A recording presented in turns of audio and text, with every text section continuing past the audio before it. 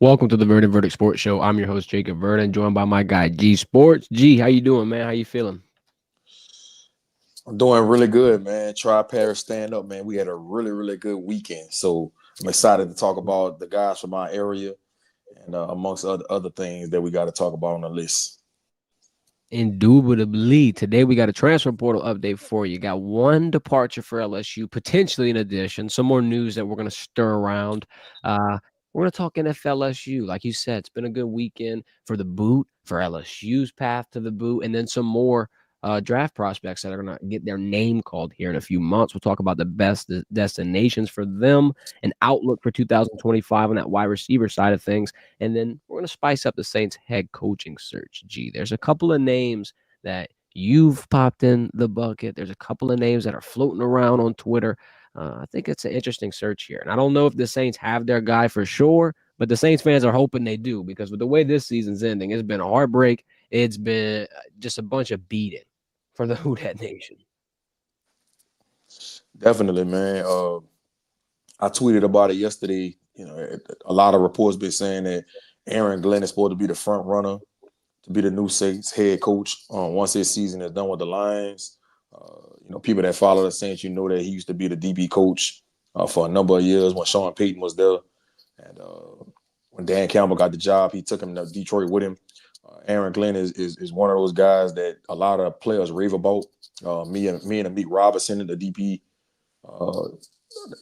from Louisiana Tech that played for the Raiders, that signed with the Lions in the offseason, said that Aaron Glenn has done a great job of pouring into him and getting him to play at his highest level. And he's a player's coach, and he's learned a lot from him in a short amount of time. So, and he's somebody that commands a locker room. And when I hear things like that from Amit Robinson, who's somebody that's a student of the game, that's somebody that holds himself accountable, that holds himself to a high standard, I believe that Aaron Glenn can come to the Saints organization and put us where we need to be. The key is, I was one of those people that was saying that I thought that we need to get an offensive-minded head coach because that's the trend right now in the NFL. If you look at the last 5 to 7 Super Bowl winners, has been offensive-minded head coaches. And so I was of the mind that that's what we needed to do. Like somebody like Coach Johnson, who's the OC for the Lions. I thought that was somebody that the Saints needed to go after, but from what I've been hearing, he's not interested in the Saints. He's more interested in the Bears because he wants to go somewhere where they have a quarterback that he can develop and somebody that he feels like can get his team to the next level. And so I think that if Aaron Glenn's gonna be the head coach, he has to bring in an OC that has a resume, that has the pedigree, that has been proven in the NFL.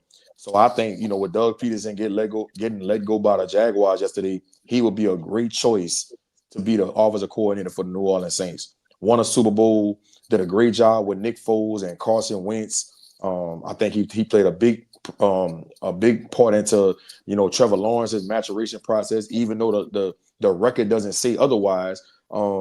I think Doug Peterson would be a great choice for the Saints as an offensive coordinator, man. And so that's my picks, man, to see the Saints going into next season.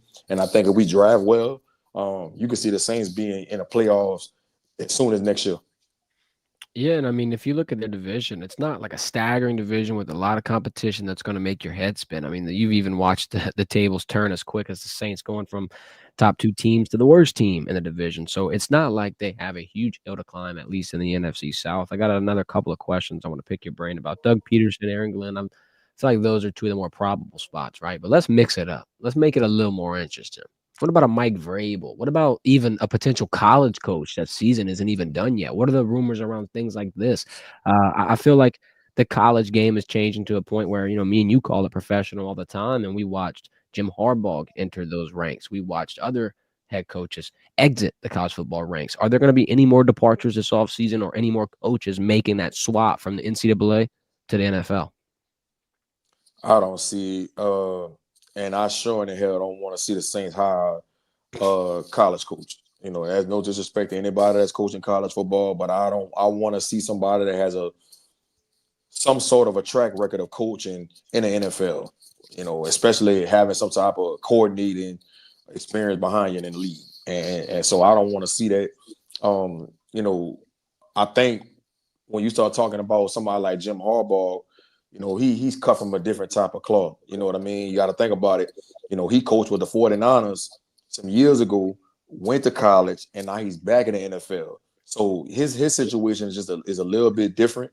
And I think that when you talk about somebody like that, he just his experience and him playing in the league is just a little different than anybody else coming out of college. So I think that's why Jim Harbaugh is having so much success in the NFL. And the last thing that I kind of want to talk about with the Saints head coach and search before we move on to this transfer portal news. What about Rizzi? Is he out of there? Is he going to keep his job with, the way that he was able to stick his neck out and kind of get the ball rolling a little bit? Or is this whole entire staff canned and you're going to see a brand new NOLA football squad? Aaron Glenn has a relationship with a lot of people on that Saints staff. So I would anticipate if he gets the job, he's probably going to keep a few people still on.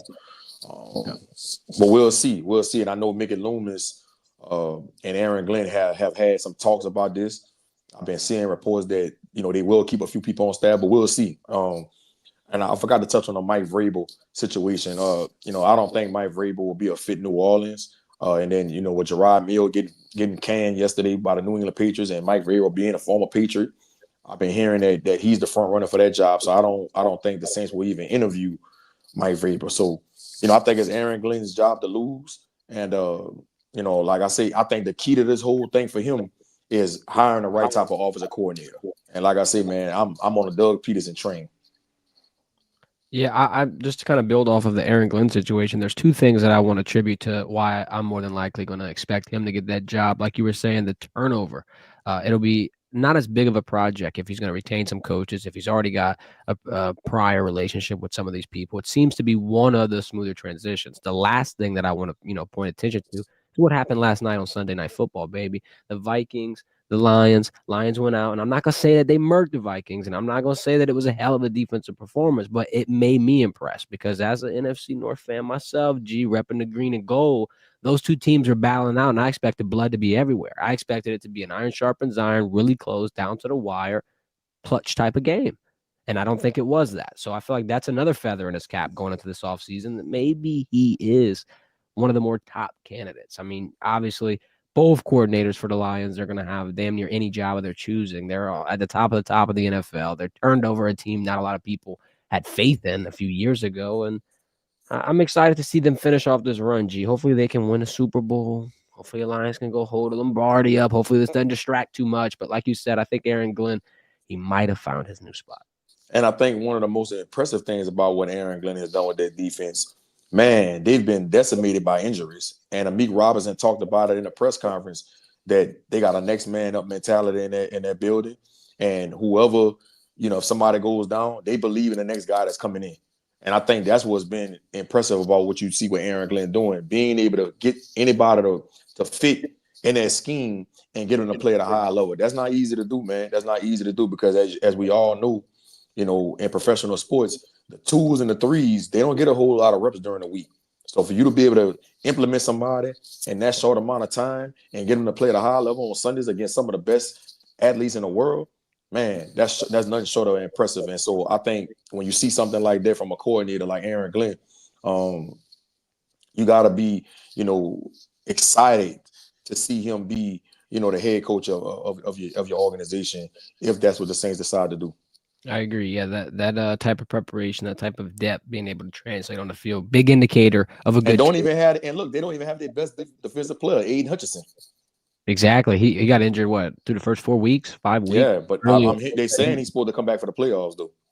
Fingers crossed. I ain't gonna lie. I know, man. Michigan, man. But them Lions. Hey, them Lions winning. I ain't gonna tell you why, but I think it could be exciting. That's all I'm gonna say. Let's move into this transfer portal news. G, I got something that I want to pick your brain about. Matter of fact, I got two things I want to pick your brain about. The first thing, I feel like everybody kind of has already heard the news yesterday. LSU D lineman Jalen Lee is entering the portal once again. I believe he portaled into Baton Rouge from Florida. Now he's going to be entering the spot again. I don't know where he's going to go. I don't know where the leans are. But I want to just ask, is this a loss where LSU's D-line or Bo Davis or just this whole defense in general they're going to be missing a piece like this? Or are they lock and loading enough to where it's not going to be that noticeable? And then my second question, I'm going to parlay into this, is LSU hosting North Carolina State corner Tamarcus Cooley.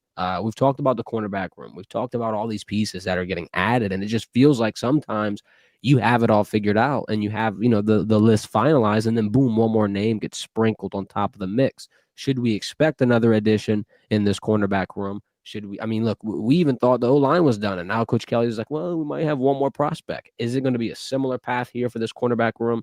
And then once again, Jalen Lee and his presence, how big of a loss would that be potentially?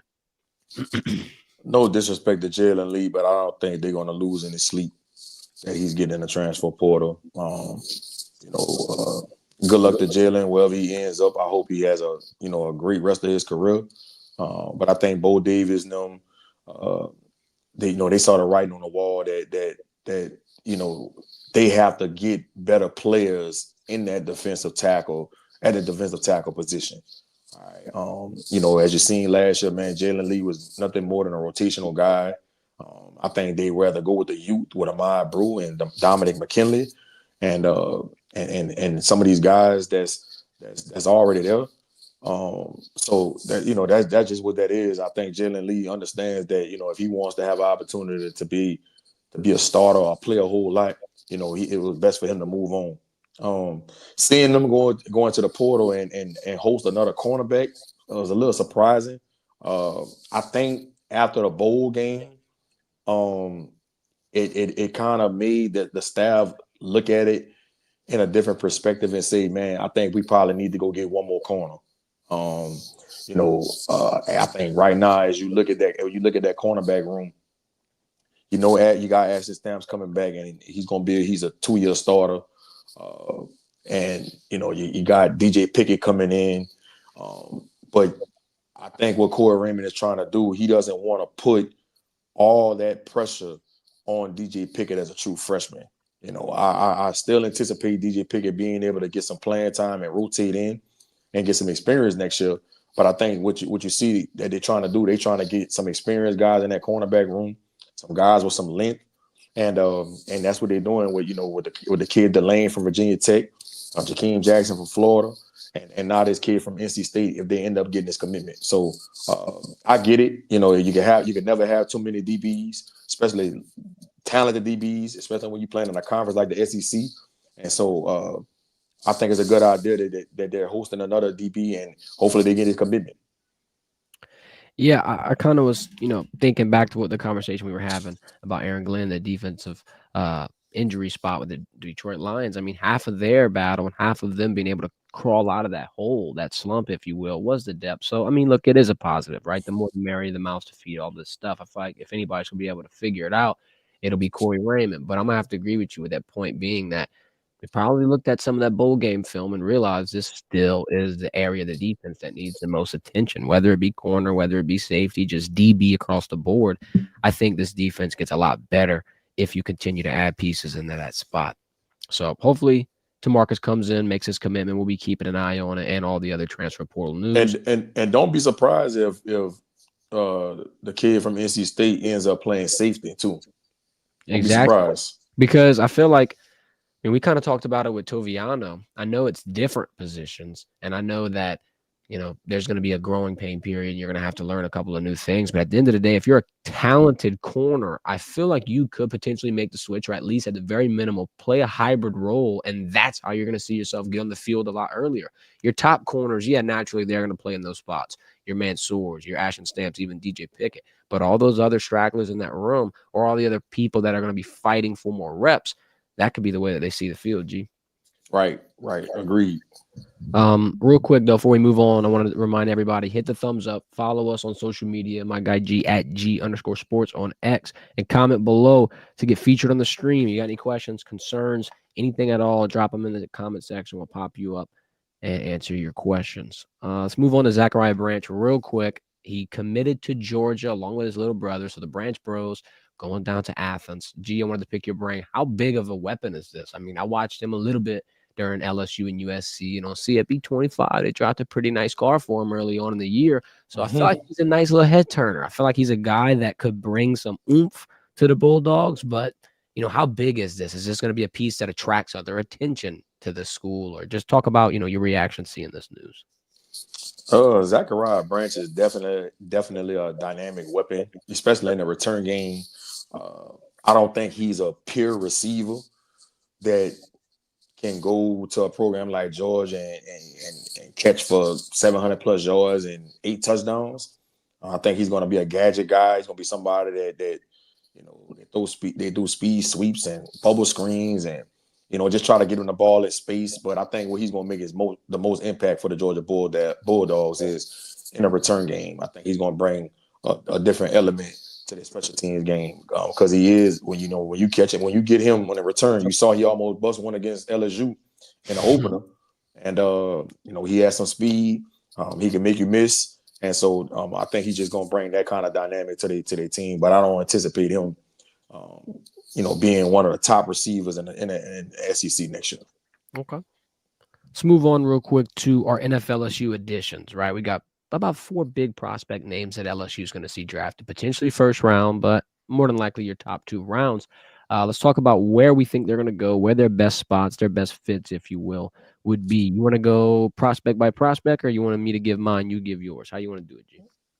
However, I'm with whatever. All right, let's go prospect by prospect. Let's start it off with the obvious. I believe this will be our first LSU Tiger drafted into this class. It'll be Will Campbell, and I got 3 spots for him. They might sound confusing at first, but I'm gonna explain it as we go. With his spot, I believe the more probable locations would be someone like the Chicago Bears, Jacksonville Jaguars, or maybe even, close your eyes or your ears, Saints fans, the New Orleans Saints. Now, here's why. I know. Here's why. These 3 teams, the first 2 I mentioned, they already got their franchise quarterback. More than likely, they already got him paid. They're going to have to protect them. In Jacksonville's instance, Trevor Lawrence, I think, could benefit from something like this. You got the skill positions hit. You got a lot of pieces you can look forward to. In Chicago's aspect, I think it makes a little less sense just because, yeah, you want to protect your rookie and Caleb Williams, but another weapon could make it that much more explosive. So I could see them going both ways. Now, for the Saints, it's more so the damn Saints love drafting linemen, whether it be defensive, whether it be offensive. It's always ironic to be able to see that. I feel like it's a damn good shot for the Saints to grab someone out the trenches, especially at this point with how bad those offensive line woes got. But I know, G, they're in a spot where they need everything. I mean, anything the Saints can get at that point with their draft pick, I feel like will be a plus. Unfortunately, they're picking right around the top 10, 12 range. They should have been picking a little bit higher, but it's neither here nor there. If I had to guess, I'll say send him to Jacksonville with Big Tuca, 2 of the LSU men in the trenches, and Jefferson as well. That'd be nice. And I feel like him protecting Trevor Lawrence, it just makes sense. I don't know, though. It's going to be interesting. I got a couple of other leans, but I'm going to save those for Emory Jones. What you think about Will Campbell?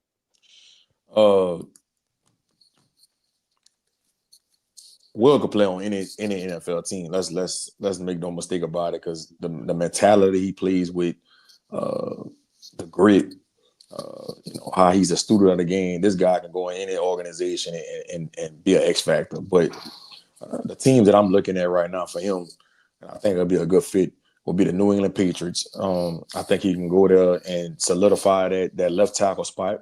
Their left tackle spot this year was atrocious. The whole offensive line was bad, but you really want to start with that blind side for your quarterback and get that taken care of. And I think will be a great fit with the New England Patriots, especially if they end up hiring Mike Vrabel, who was a tough-minded, gritty type coach. I think him and Will Campbell will probably be locker room buddies. So I think it'll be a good culture fit if he went to the Patriots, if they hire Mike Vrabel. The Rams, they need a left tackle. I think he would do really, really good in that scheme, especially under Sean McVay. And you got somebody like Matthew Stafford, and their left tackle spot was kind of suspect this year. The Kansas City Chiefs, they need a left tackle, and I also think that don't be surprised if Will ends up playing right tackle in the league. I've been seeing some scouts. I've been talking to some scouts that said some teams envision him playing right tackle. So I think those 3 teams will be the best fit for Will Campbell: New England Patriots, the Rams, or the Chiefs. Can you talk real quick about that right tackle switch? A lot of people, they might be confused when they hear you say that. My first thought process would be, left tackle is your blind side spot. Is the right tackle a little bit, less, I'm not going to say valuable, but like less demanding for a rookie? Will it allow him to kind of ease into the league slower and then inevitably he transition to a spot like that, or will that be his permanent spot? Well, I just think that Will, and this is no disrespect to Will, I just think that when you talk about the athleticism, you want a guy that's really, really athletic at that left tackle spot, um, because you going against some of the best pass rushers, some of the guys with the best get off in the world. You know, when you talk about somebody like Myles Garrett, Michael Parsons, you know, people like that, Von Miller, like you gotta be really athletic to be able to block those guys and be able to handle speed and not just power at the right tackle spot. Not saying you're not gonna still go against good edge rushers, but the right tackle spot is more of a guy that's not as athletic as a left tackle. And so I think, you know, that's why you see some teams saying that, you know, don't be surprised if he gets drafted and he gets moved to right tackle. So and that's no knock on Will. You know, I still think even if he plays right tackle, he's still gonna go in the top 10, top 15 of the draft and be a really, really good NFL player. Okay. Let's move on to Mason Taylor. I think he could potentially be the next one drafted off the board. I got two very interesting ones here. The least interesting one is the Colts, right? Anthony Richardson needs as many weapons as possible, and I think Mason's dynamic enough where he can do a little bit of everything and be a nice supplement to the Indianapolis Colts. They're looking for a tight end through that first round. I'm not sure if they're going to be able to grab him. Might want to grab somebody else, but if they do go with someone else, I know who deep down inside I am really rooting for to grab Mason Taylor. Once again, close your ears, Saints fans. The Denver Broncos. I think Sean Payton has been working magic. I think, you know, if he puts him in a similar role to, I'm not going to say Jimmy Graham because I know it's a different build, but hey, he's made magic with that spot. I feel like a utility weapon with a tight end that you can put in the receiving game, that you can mix in the blocking game. You can have all kind of disguise packages with someone like Mason Taylor. Those are my two, you know, exciting spots for him. Now, will he go there? I don't know, but I think those are the two best ones for him and his development, at least, if I had to guess. Yeah, I got the Saints and the Broncos on my list too for Mason Taylor, but I also added the Chargers and the Giants. I think, you know, you give Justin Herbert somebody like Mason Taylor who can stretch the defense and be that third down target. You know, and that's what Jim Harbaugh loves. You know, you go back to when he was at Michigan and when he was with the 49ers, he always had a tight end that can catch down the field, that can be that third down target, that can block. And Mason Taylor does all those things, and we all know he comes from an NFL background with his dad being uh, one of the best, you know, outside linebacker, outside edge rushers that this league has seen in Jason Taylor. So, you know, I think those spots will be really, really good. And I would love to see the Saints draft him, man. I'm not gonna lie, bro. I've been saying the Saints needed a tight end for some years now, right? And I think he would do wonders, you know, next to, you know, Alavi and Shaheed and Alvin Kamara. You know, I Right. think that'll be some really, really good weapons. And whoever the offensive coordinator be, he'll have some toys to play with. And I don't think the Saints have like a clear cut guy. Half their tight ends is like a Taysom Hill or Juwan Johnson. Two of those Yeah. players, see, they're not even really true tight ends. You know what I mean? It's people that have transitioned into that position. So drafting someone like Mason Taylor, that could be a good benefit as well. Let's move on to Emory Jones. I think, like we were talking about with Will Campbell, there's a couple of spots where I can put both of them in. I saved two of them for Emory, the Houston Texans and the Seattle Seahawks. I think it's the similar spot, at least in CJ's instance. He's a lot younger, and they're going to want to protect him. Now with Geno, I'm not going to put Geno under the young tag, right? But I think it's still an obvious area that you can improve. And with Emory Jones' situation, he might go to a second round, right? So if you've got an opportunity to draft him with a pick that like that, I feel like it would be pretty valuable. G, do you think that he could potentially undergo a position change as well in the leagues? Yeah, I've been saying it since he came into LSU as the right tackle as a true freshman that Emory Jones is going to be a guard in the NFL. And I think sometimes when people hear stuff like that, they think that's a knock. It's not a knock. It's just about fit and measurables and things of that nature. I think he's going to be play guard in the league, and I think he's going to do a really, really good job. I know the Lions are going to be looking for a guard in the draft, so I could see him, you know, potentially going to the Lions. There's a lot of different teams in the league that needs guards, And Emory Jones is the kind of guy that I believe he can play in a zone system. I believe he can play in a spread system. I think any kind West Coast, it don't matter what kind of system you put him in, he can play in it. He's super, super athletic. You could pull him. He could down block. He could trap. He could do whatever you need him to do, and he's tough. And so I think any team in the NFL that is looking for a guard, Emory Jones will do really, really well. I agree. Last guy we're going to talk about, your guy, Kyron Lacy. I got three really, really, really good names. Three good teams I'd love to see all of. Matter of fact, they all start with the same letter G. We got a little bit of alliteration going on here. I got the Cowboys, I got the Chargers, and I got the Commanders. And the last one is just more based off chemistry and Jaden Daniels and being able to pair a former duo together. And I feel like that would be exciting. I feel like if Kyron Lacy and the Commanders can sync up and get together, it would be a huge boost. Everybody would be excited. The Chargers, they obviously need wide receivers after their clear out. They lost guys like Keenan, like Mike Williams. You talked about Harbaugh and his ability to be able to just attack teams offensively. And I think Kyron would be a good fit. And I mean, hell, being in Los Angeles alongside someone like Justin Herbert, who's going to complain? And lastly, Dallas Cowboys. I feel like that's a pretty good fit. However, CeeDee Lamb is there. Do you think something like that could slow it down? Like they already have a big wide receiver, or would that honestly help it speed up? Honestly, like, oh, maybe he can take him under his wing and get him into that next spot. Yeah, I don't think that really matters. The way the league is going now, it's so receiver heavy. You want two dynamic receivers on your team at all times. I mean, it's a pass happy league. I got a good bit of teams in mind, and I think that if he go to any one of these teams, he would be a great, great fit. The Commanders, like you talked about, linking him up with Jaden Daniels and Terry McLaurin at the other side, who's one of the best route runners in the league. You got an offensive coordinator in Cliff Kingsbury. Hopefully he comes back because I've been hearing his name come up in NFL head coaching positions. You got a tight end in Zach Ertz. You got two good running backs in Eckler and Robinson. So you got all the pieces. I just think they need that receiver on the other side of McLaurin to make that offense complete. Then you got somebody like the Cincinnati Bengals, right?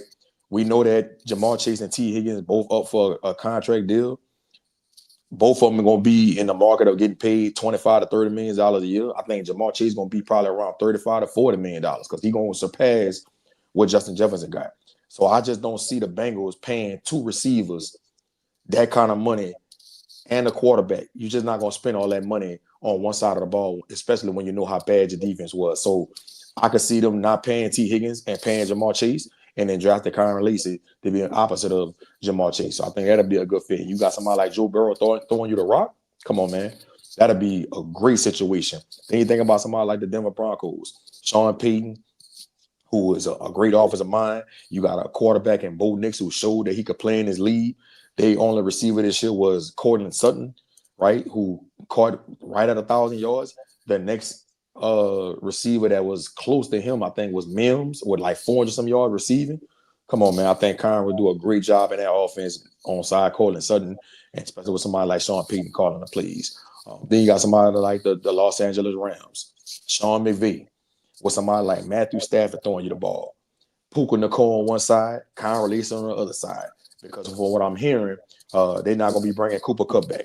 He's been decimated by injuries the last few years, and they don't want to pay him that kind of money. So I'm hearing he's going to get traded or let go in the offseason. So you bring somebody like Kyron in to go on the side of Puka Nicole with Kyron Williams as the running back. I love that. I love that offense and what Sean McVay has done with that team, especially all the pieces they lost over the last couple of years after winning the Super Bowl. I think Kyron will flourish in that offense with Sean McVay.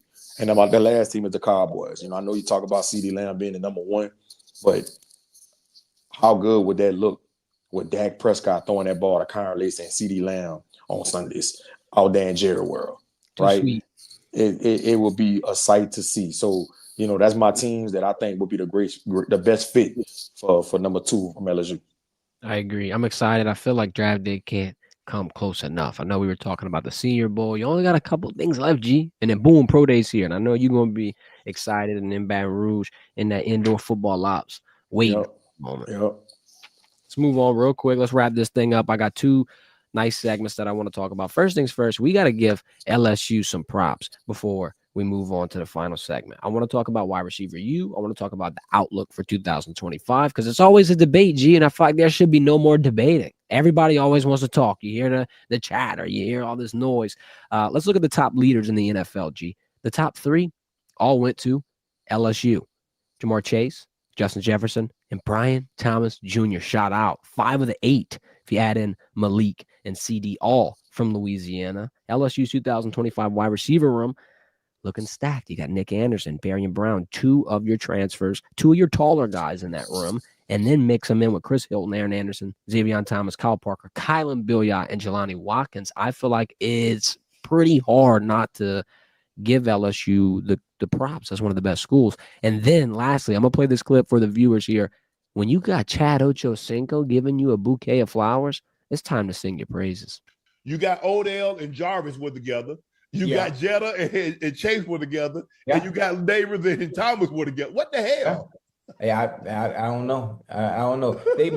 We might have to call LSU wide receiver university. Yeah. Gee, you might got to call him. You might got to give him the crown. You might got to put it on him. Gee, how you feeling? Is LSU wide receiver you, and is this debate over with? Man, this go back to when I said I don't know what DeCorian Moore was thinking about when he decommitted from LSU to go to Oregon. I get it. Phil Knight, Nike, just do it. They gave you an offer you couldn't refuse. But what I always talk about, think about the long term, not the short term. Do you want to put yourself in a situation to be one of the best college players that's getting the most NIL money, or you want to be one of the best NFL players when you get to the league? And that's what LSU has proven to do.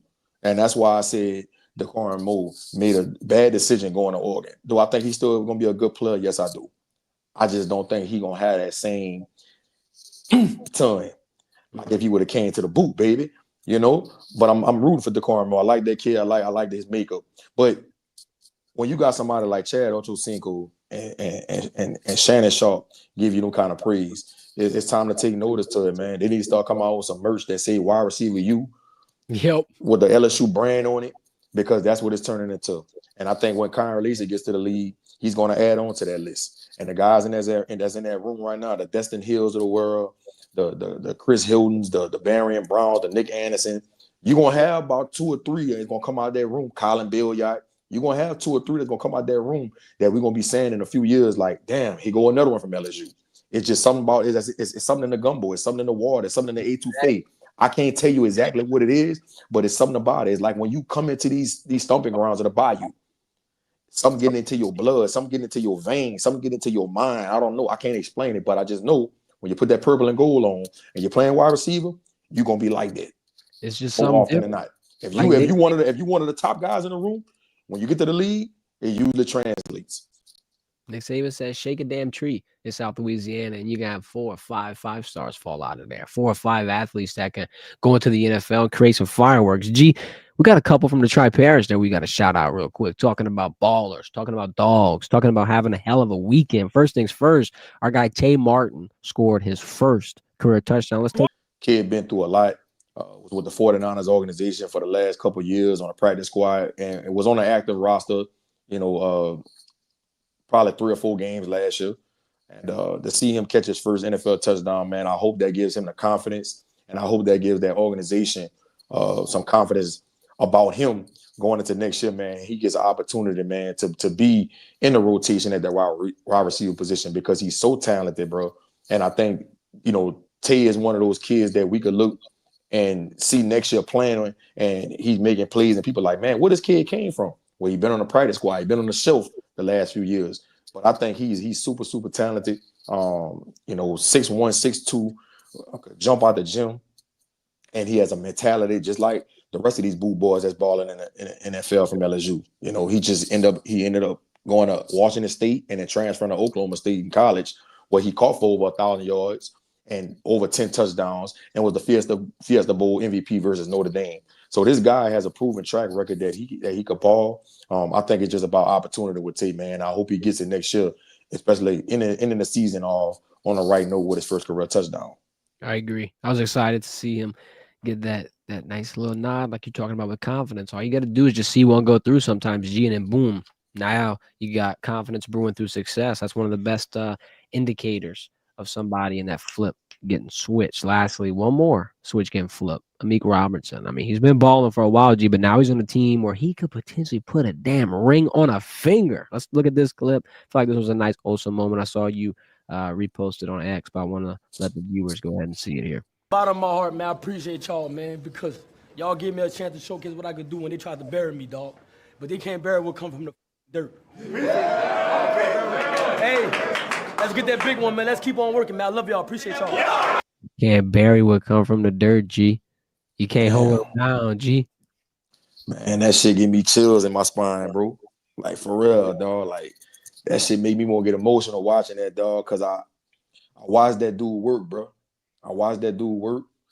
I'm talking about coming out of West Typical Middle School, training on side his people house, backpedaling, getting in and out of his breaks, going to a camp. I remember the first camp I saw him at, man, at Joe Brown Park for the Nike camp. And he went against Stanley Morgan, man, who was one of the top receivers in the state that year. And they ended up signing with Nebraska. And he went out there and put on a show. And that's when I think people started understanding like how good he was. But everybody always was talking about his size and he was too small. And I was always somebody that was always advocating for Amik Robinson, man. It was just something about his mindset, his mentality. And he was always a kid that his actions matched his words. A lot of kids say, I won't be great. A lot of kids say, I won't make it and I won't do this.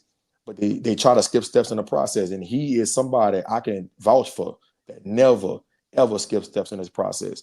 And he's getting all the rewards of it, the fruits of his labor, man. I'm glad to see him have that moment.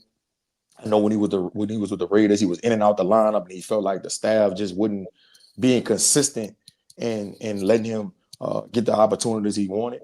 But now he's somewhat with a guy like Aaron Glenn, all right, who we just were talking about, who was a former DB, a small DB that played in the league that's pouring into him and allowing him to be himself and play at the level that we've all known him to play at since he's been in middle school, from high school to the 3-time All-American at La Tech, man. And I'm so glad to see that the world was able to finally understand what we've been looking at since he's been in 8th grade. And I'm proud of that dude, man. I'm proud of him and his story.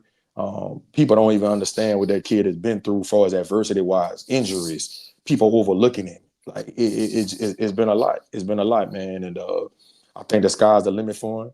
And I think he's going to be at the negotiation tables this summer because he's outperformed that contract. I think he signed a 2-year deal for like $10 million in the offseason. Well, they need to go back to the drawing board, man, and pay my dude. Go get him what he's worth. All right, go get him what he's worth. Go back the Brinks truck up. Yeah, go back it up and get my dog his bread.